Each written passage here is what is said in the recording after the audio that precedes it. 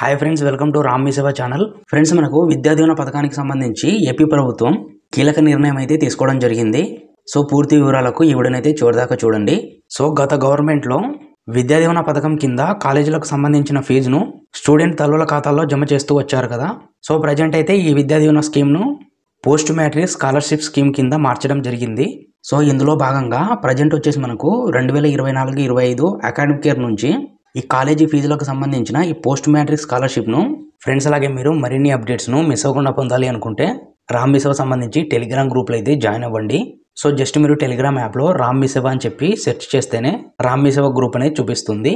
RTF ఎంటీఎఫ్ను SC క్యాస్ట్లకు సంబంధించిన స్టూడెంట్స్కి వారికి సంబంధించిన ఆర్టీఎఫ్ ఎంటీఎఫ్ అమౌంట్ను వారి యొక్క ఆధారు ఎన్పిఎస్ఏ లింక్ అయిన స్టూడెంట్ అకౌంట్కి ఆ ఎస్సీ స్టూడెంట్స్కి సంబంధించి వారి యొక్క కాలేజీ ఫీజును ఆర్టీఎఫ్ ఎంటీఎఫ్ను నేరుగా వారి ఖాతాల్లోనే రిలీజ్ చేస్తారనమాట. ఈ 2024-25 ఇయర్ నుంచి కూడా.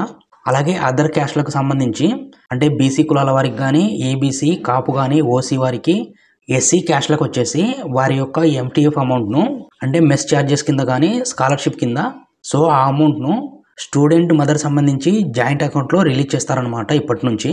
అదేవిధంగా ఆర్టీఎఫ్ అమౌంట్ అనేది అంటే కాలేజీలకు సంబంధించిన ఫీజును నేరుగా కాలేజీ అకౌంట్కి రిలీజ్ చేస్తారనమాట. సో ఆర్టీఎఫ్ను కాలేజ్ అకౌంట్కి రిలీజ్ చేస్తారు, ఎంటీఎఫ్ను మాత్రం స్టూడెంట్ అలాగే మదర్కి సంబంధించి జాయింట్ అకౌంట్లోనే రిలీజ్ చేస్తారనమాట. ఇందులో ఎస్సీ క్యాస్ట్ల వారికి మాత్రమే ఎంటీఎఫ్ ఆర్టీఎఫ్ను నేరుగా స్టూడెంట్ సంబంధించి అకౌంట్లోకి రిలీజ్ చేస్తారు. సో ఇందులో భాగంగా కాలేజీ సంబంధించి బ్యాంక్ అకౌంట్ అప్డేట్ చేయడానికి ఆప్షన్ త్వరలోనే ఇస్తారనమాట. ఏ కాలేజీలలో ఎంతమంది స్టూడెంట్స్ అయితే చదువుతున్నారో సో వారికి రావాల్సిన కాలేజీ ఫీజులకు సంబంధించి అమౌంట్ను వారి యొక్క అప్లికేషన్లో కాలేజీకి సంబంధించి అకౌంట్ను అయితే అప్డేట్ చేయడం జరుగుతుంది. సో వారి అకౌంట్లోకే కాలేజీ ఫీజు అనేది క్రెడిట్ అవుతుందన్నమాట. ఇందులో స్టూడెంట్స్కి ఎటువంటి సంబంధం ఉండదు. అదేవిధంగా 2023-24 ఇయర్ వరకు గత 2-3 సంవత్సరాలుగా చాలామంది స్టూడెంట్స్కి అయితే విద్యా దీవెన పెండింగ్ అమౌంట్ అనేది రావాల్సి ఉంది కదా. సో ఆ అమౌంట్ను వచ్చేసి ఆ పెండింగ్ బిల్స్ను జాయింట్ అకౌంట్లోనే రిలీజ్ చేస్తారనమాట. స్టూడెంట్ మదర్ సంబంధించిన జాయింట్ అకౌంట్లో పెండింగ్ అమౌంట్ అనేది క్రెడిట్ అవుతుంది.